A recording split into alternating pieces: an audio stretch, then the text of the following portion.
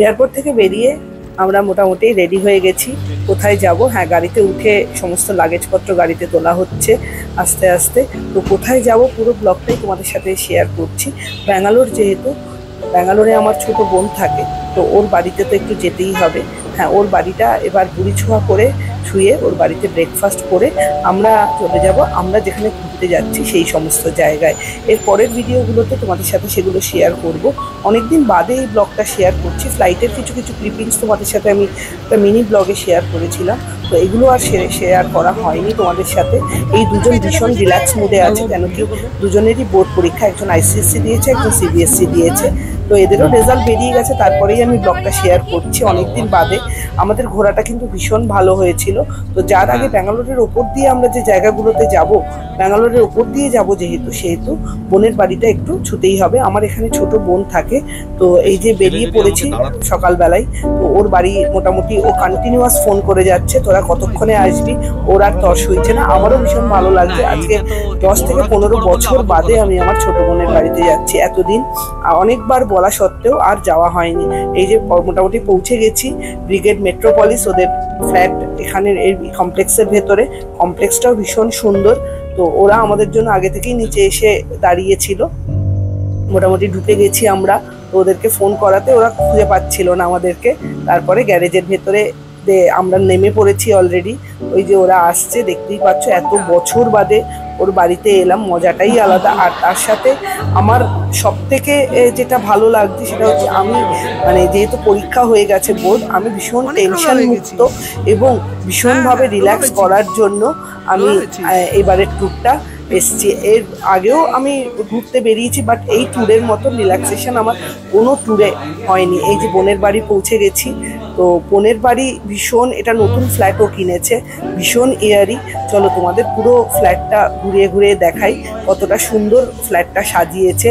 দুজনের কনসেপ্টে, দুজনের মিলে কনসেপশন দিয়ে ওরা এই ফ্ল্যাটটাকে সাজিয়েছে, খুব সুন্দর। আর এই যে ব্রেকফাস্টে সাদা আলুর তরকারি রয়েছে, ছোলার ডাল, বাঙালির প্রিয় সাদা আলুর তরকারি, ছোলার ডাল, আর এখানে গরম গরম পরোটা ভাজা হচ্ছে। তো এই যে ওর দুই হেল্পার, এই দুই মহিলাও ভীষণ ভালো ওকে হেল্প করেছে।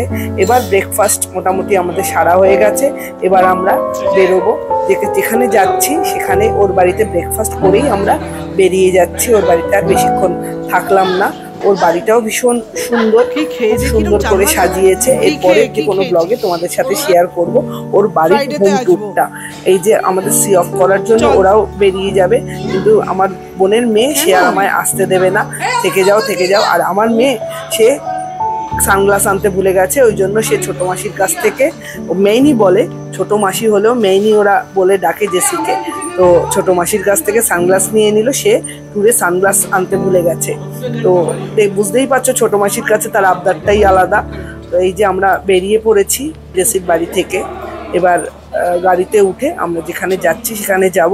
তো মোটামুটি সবাই ভীষণ এক্সাইটেড হয়ে রয়েছি যে জায়গাটা যাচ্ছি সেই জায়গাটা পুরোটাই আমাদের জন্য নতুন।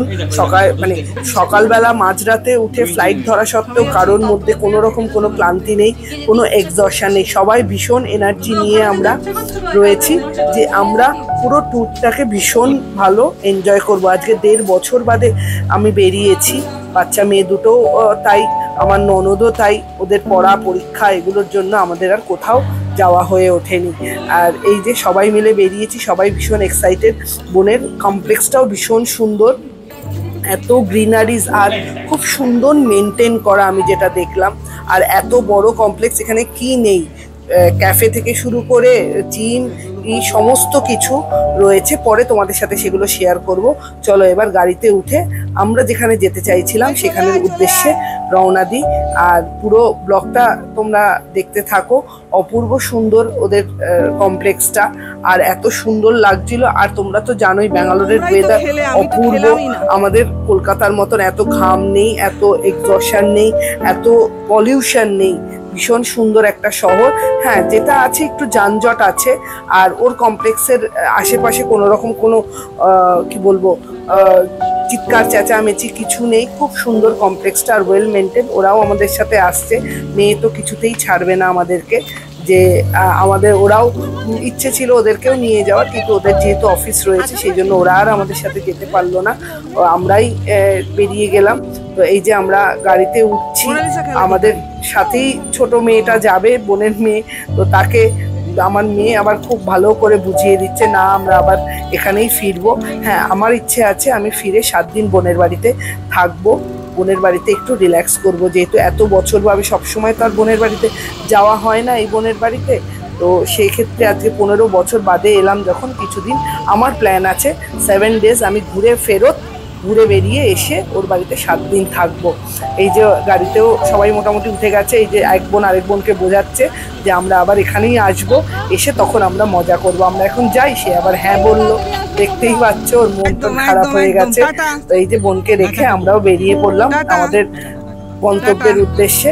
তো পুরো ব্লগটা দেখার জন্য থ্যাংক ইউ। পর দেখা হবে পরের আরেকটা ব্লগে। আজকে এই পর্যন্তই, চলো টাটা, বাই।